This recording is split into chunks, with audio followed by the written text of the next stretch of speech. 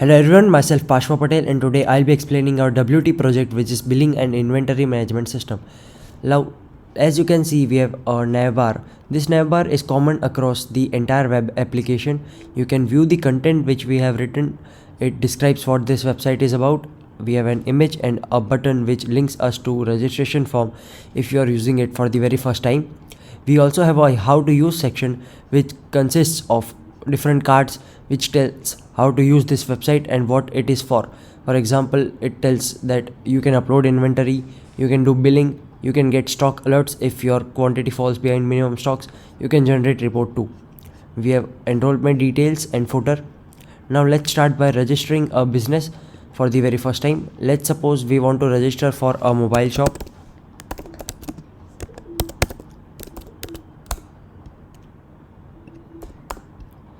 Let the email be mobile@gmail.com and the password be anything. So it says registration is successful. Now as you can see, the user ID is added to the registered user table which we have, and here it is. Here we have this details. The password is encrypted here. So now let's log in to our account.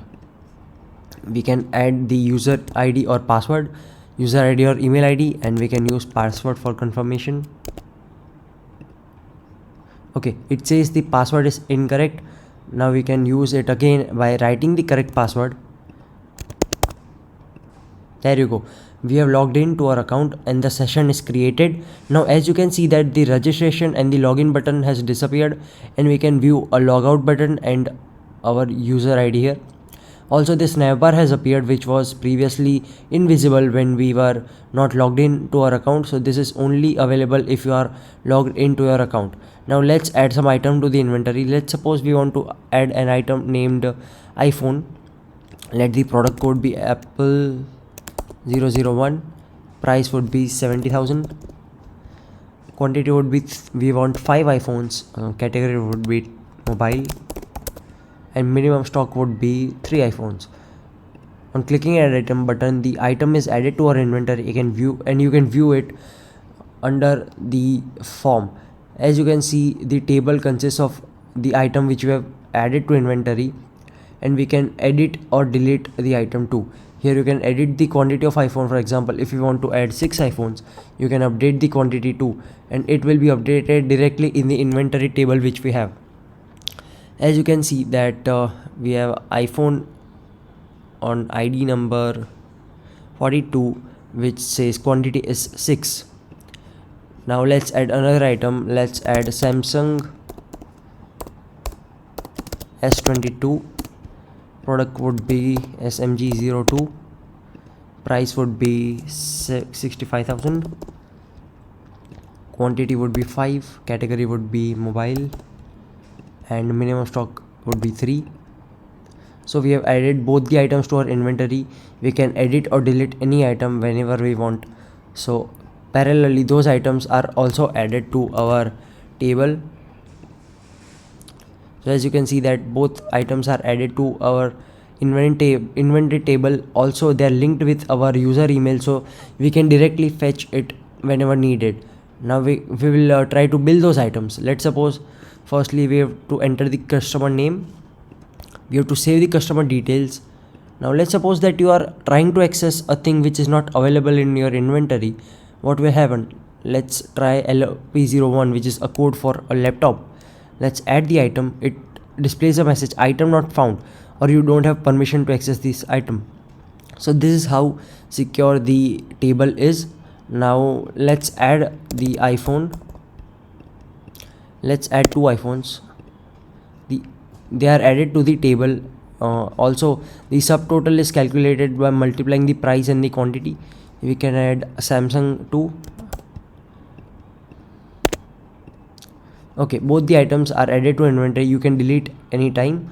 It asks you to confirm whether you want to delete it or not. So you can directly delete it by clicking.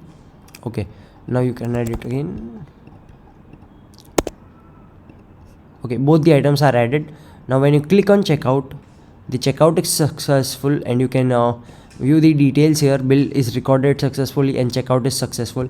Parallelly, when you can check the bills table, which is used for capturing the bills, here you can see that the bill is registered here, costing 2,70,000 rupees, and email is also linked with the account and also the bill date. Now when you can also see the report. Okay, so each and every bill will be displayed here, including the customer name, customer details, bills, and the date when it was billed. You can view it in the report section. Also that we can view at the inventory that the quantity of, if the quantity of Samsung falls behind the minimum stock, will see a low stock alert. Let's check. No, it doesn't have any low stock. Let's try to bring it below a low stock. Let's add Samsung.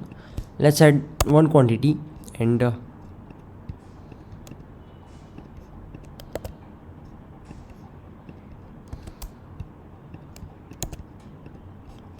okay, let's check out. So bill is updated. As you can see, you can view the report section. Another bill is created. Now we know that the item Samsung S22's quantity has fallen behind its minimum stock. So when you check the low stock alert, it will be displaying a message that the quantity has fallen below the minimum quantity. Please update the stock. So further, when you edit this and add items, for example, you add 4 and thus the quantity is more, the message will be disappeared. As you can see, it has disappeared. Now we have settings section to which displays the user email and the photograph which they have uploaded. For now we don't have uploaded any. So this is our project, how it works, and this is how we can manage the inventory. We can use it for billing, we can generate reports, and we can perform tasks we want. Thank you.